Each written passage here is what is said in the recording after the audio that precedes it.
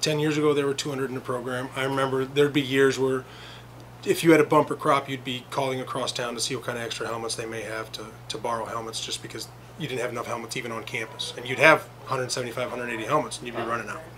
The numbers are way down. They just are. There is the concerns of the injury that gets associated with our sport more than any other sports.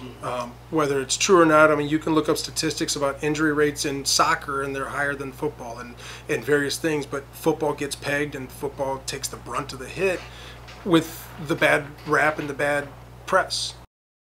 We've gotten smarter in the way that we practice. We do not hit nearly as much during the regular season, throughout the week, and the preseason, and in the summer. We really limit our contact. You played baseball in the summer, you played football in the fall, you played basketball or wrestling in the spring, you picked up, or in the winter, and you picked up baseball again, or ran track or something like that, and you switched sports. And we were better all-around athletes. We were healthier athletes because we weren't wearing out knees and shoulders nearly as fast, because we gave our bodies a rest.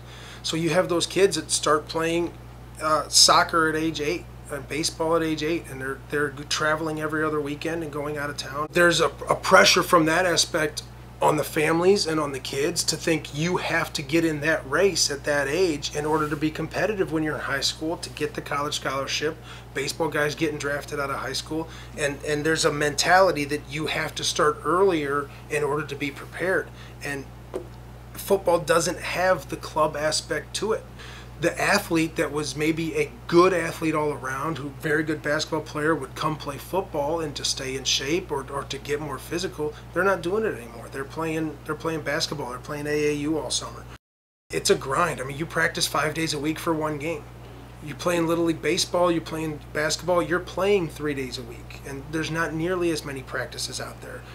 That mentality of the long-term goal and having that delayed gratification of playing once a week and practicing 4 or 5 days a week doesn't fit well with this generation and this mentality. They seek more immediate gratification. We have no illusions that we're going to have NFL players walking on our. What we have is we have fathers, we have sons, we have husbands.